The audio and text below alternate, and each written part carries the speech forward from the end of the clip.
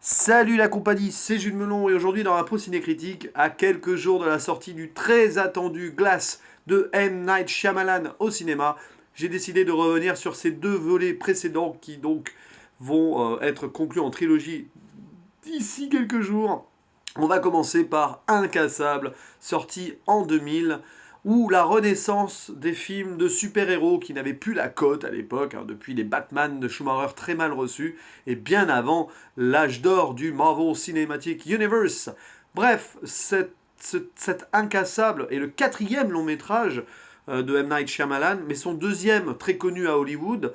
Et pour cette nouvelle œuvre, il décide de s'attacher à les services de Bruce Willis, comme dans le sixième sens, sorti auparavant, et de Samuel L. Jackson, qui vont jouer donc les deux personnages principaux entre amitié et potentiel antagonisme.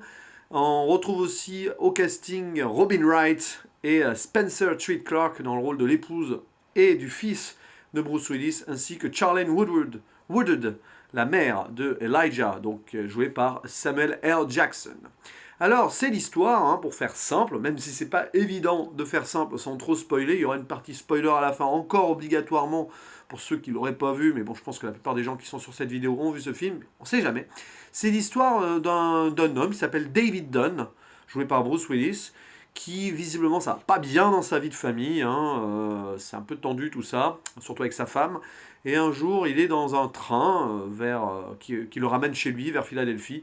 Sauf que ce train a un accident et il est le seul survivant de cette catastrophe, alors que tout le monde est mort dans l'atroce souffrance et tout, et lui, il n'a même pas une égratignure, un truc improbable. Et en parallèle, on suit l'histoire d'un certain Elijah Price. On voit la naissance donc de cet enfant à l'époque, qui malheureusement est mis au monde dans d'atroces souffrances pour lui, puisqu'il se retrouve avec tous les os du corps brisés.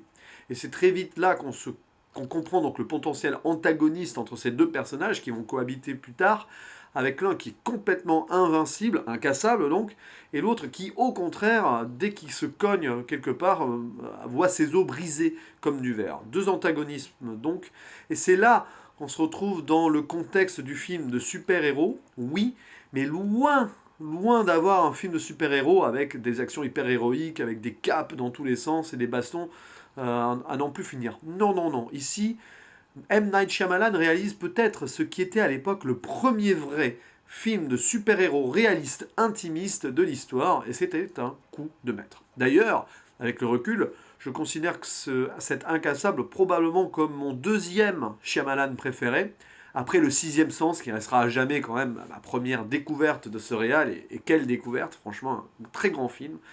Mais alors, au niveau du récit et du travail des personnages, avec ces petites ambiances et ces symbolismes sans fin, Incassable, ou Unbreakable en anglais, est juste divin.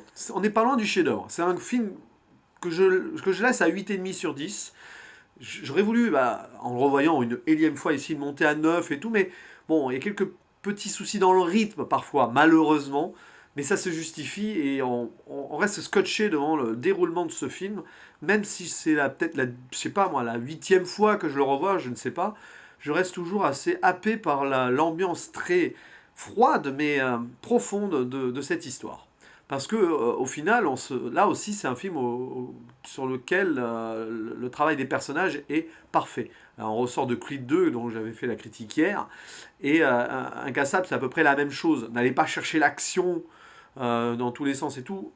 Il y en a un peu, il y a quelques scènes où, voilà, où il se passe des trucs, mais c'est surtout sur le travail et l'évolution des personnages avec la découverte que chacun fait de lui.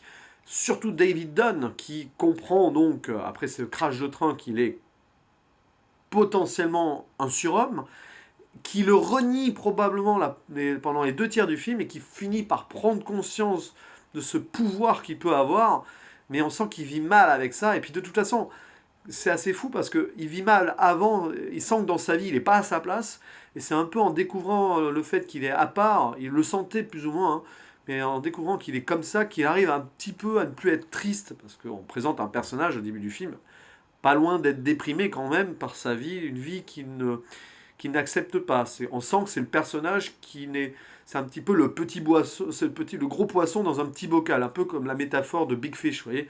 Un personnage qui pourrait faire tellement plus, il sent qu'il a beaucoup de potentiel en lui, qu'il aurait pu être un grand joueur de football américain par exemple, mais que sa vie a été gâchée et qui se cantonne à quelque chose de restreint malgré lui. Voilà, c'est un petit peu cette histoire-là. Et on peut comprendre pourquoi, du coup, avec sa femme, c'est une femme qu'il a un peu épousée, même s'il l'aime, je pense qu'il y a vraiment de l'amour entre les deux, mais c'est jamais vraiment montré. Il l'a un peu épousée par défaut parce qu'ils ont été victimes du même accident, machin, et voilà, voilà, il se complaît dans une vie familiale qui ne le va pas, et voilà, c'est un homme, clairement, on nous présente un homme qui était appelé à de grandes choses, et qui, voilà, doit vivre une vie normale parce qu'il n'a jamais pu vraiment accepter ou accéder à ce qu'il était vraiment. Donc, c'est assez intéressant dans la mise en scène, parce que c'est un film qui prend son temps. C'est vrai que c'était un gros pari de la part de Shyamalan, qui je pense a eu toutes les cartes en main, réalisation, scénario et tout, à l'époque, parce que le sixième sens avait super bien fonctionné. Et il en a profité pour faire un film très personnel, sans chichi, sans pression de la part des studios et tout. Du coup, le film est lent, prend son temps, et franchement, ça fait du bien ce genre de film. C'est quasiment un film d'auteur, cet Incassable. Je le classerai quasiment dans les films d'auteur. Notamment par ses scènes. Alors évidemment, Shyamalan se fait un grand plaisir avec beaucoup de plans séquences, notamment au début du film, la naissance d'Elijah, le moment où Bruce Willis est dans le train, donc David Dunn est dans le train avec cette caméra qui est derrière les sièges et qui balaye un petit peu ce qui se passe du point de vue d'une petite fille qui est assise devant lui. Un plan séquence aussi quand il est récupéré à l'hôpital après le déraillement du train, où on l'examine et tout. Ça prend son temps et les 10-15 premières minutes du film sont géniales parce que ça, c'est du vrai grand travail d'exposition de personnages. Après un quart d'heure de film, on est déjà à fond dedans et on est déjà super attaché au personnage de David Dunn d'un côté, par rapport à ce survivant improbable donc, et le personnage Elijah Wood, pouf, je confonds avec l'acteur, Elijah Price, oh le beau face je le garde, rien que pour ça je le garde. Donc on voit qu'il a souffert depuis son enfance et même son adolescence, et qui est sauvé ce personnage par sa passion pour les comics. Et c'est cette passion pour les comics qui va lui permettre de trouver sa place dans la société et de faire ce qui va se passer dans le film, et on en parlera en spoiler. Alors il y a ces plans séquences, donc, et puis tout ce qui a trait au début donc, du film à la présentation du jeune Elijah, que ce soit enfant quand il naît, donc ado, et même la première fois on le voit adulte, des plans où on le filme à travers un miroir, à travers l'écran de la télé, en reflet, à travers une vitre en reflet. On le filme en reflet pour commencer. Et évidemment, c'est pour montrer, c'est la métaphore du fait que cet homme, à travers le miroir, à travers le verre qui casse, puisque lui-même, c'est l'homme qui casse, comme on l'appelle, qui a cette maladie des os de verre, là, comme d'ailleurs l'un des personnages dans Amélie Poulain. J'avais jamais fait de rapprochement, mais c'est un peu oui, ils ont le même problème, ces deux personnages-là. Donc c'est subtil, et trois présentations à trois âges différents de Elijah, on a ces plans qui sont filmés donc à travers le reflet d'un miroir, d'un verre ou d'un écran de télé. Et alors la scène de la naissance est géniale parce que on se rend pas compte. Voilà, on voit la naissance et tout, on voit la mère et tout, mais on se rend compte au dernier moment que c'est filmé dans un miroir, c'est génial. Un grand moment de cinéma, ça. Puis après, le film se poursuit, donc c'est un petit peu la quête, oui, la quête d'identité du héros, ce film, jusqu'à ce qu'évidemment il se passe des trucs. Bon. Ce qui est intéressant, c'est aussi comment on présente et comment Shyamalan fait monter la sauce tout au long du film sur comment les deux personnages vont interagir ou non. Chaque scène entre David Dunn et Elijah Price, chaque scène est vraiment forte d'émotion et de symbolisme aussi, avec une caméra qui a du mal à les mettre au début dans le même cadre. Au début, par exemple, la première fois où ils se parlent, la caméra les balaye l'un l'autre pour montrer voilà, qu'ils ne sont pas sur le même plan, qu'il va y avoir quelque chose qui va pas forcément marcher entre les deux, même s'ils deviennent amis au fur et à mesure du film.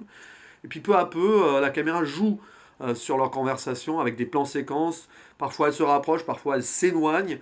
Et c'est assez subtil parce que quand on connaît le film et quand on sait comment le film se termine, quand on revoit ça en regardant au niveau de la technique, Shyamalan met sa mise en scène et la forme de son film au sens du fond et du message qu'il veut faire passer. Et en fait, il raconte aussi bien l'histoire par le déroulement du scénario que par la façon dont il filme le tout. Et ça, c'est génial. Ça prouve que c'est un grand réalisateur, Shyamalan. Il a beaucoup été décrié parce qu'il a fait quelques films moins bons par la suite. Mais quand on regarde sa filmographie, franchement, on ne peut que saluer le bonhomme, parce qu'il a fait quand même beaucoup plus de bons films que de mauvais, hein, largement même. Voilà. Donc, puis bah, ce film, avant de passer un petit peu au spoiler pour le symbolisme final quand même, ce film c'est aussi une grande déclaration d'amour aux comics, aux BD. Alors moi je suis moins dans ce domaine-là, j'avais déjà expliqué dans ma critique de Spider-Man New Generation, un film auquel j'avais pas super accroché plus que ça, même si j'avais adoré, hein. Enfin j'avais beaucoup aimé. Parce que je suis pas dans l'univers comics. Ici, pareil, on est dans l'univers comics avec des références dans tous les sens que je ne pourrais mettre en exergue ici en vidéo parce que je ne suis pas spécialiste, mais on sent qu'il y a voilà, on voit des plans sur des comics que Elijah achète ou qu'on lui offre, qui ont des grandes importances, je pense, et qui peuvent même, pour les puristes, prévoir l'histoire du film en lui-même. Je pense qu'il y a des petits clins d'œil là-dessus. Certains même iraient jusqu'à dire que ça pourrait spoiler le scénario de Glass. Là. Mais bon, ça, à la rigueur, j'ai justement pas eu envie de faire des recherches en plus là-dessus parce que je me suis dit, oula, si je commence à découvrir des trucs qui pourraient peut-être venir me gâcher le plaisir de découvrir l'histoire de Glass, je me suis dit, on laisse tomber pour l'instant. Ça sera intéressant, après avoir vu la trilogie dans son ensemble, de peut-être revenir là-dessus. Bref, c'est une grande histoire d'amour des comics. Les comics qui, pour beaucoup de gens, c'est au-delà du divertissement, et c'est un petit peu ce que Elijah dit dans le film. Les comics racontent une histoire, peut-être même une histoire cachée de ce qu'aurait pu être notre civilisation, etc., avec peut-être quelques messages codés sur le potentiel de l'être humain qui est depuis un petit peu inconnu des hommes de la vie de tous les jours, etc. C'est un petit peu ce que raconte le film. C'est intéressant. C'est un point de vue qui mérite vraiment d'être approfondi à part et que certaines personnes fans de comics ont déjà dû approfondir dans diverses vidéos ou textes sur Internet. Bref, revenons à l'histoire et spoiler pour la fin, pour ceux qui l'auraient pas vu quand même, je précise, parce qu'on sait jamais. Spoiler donc. Et ben on découvre, et ça c'est Shyamalan avec ses twists improbables, on découvre que donc en fait toutes les catastrophes, oui parce qu'en fait la catastrophe de David Dunn, le déraillement du train et tout, et ben Elijah Wood l'a provoqué comme il a provoqué multiples autres catastrophes parce que son but dans la vie c'était de découvrir son antagoniste, c'est-à-dire celui qui au contraire de lui ne casse jamais.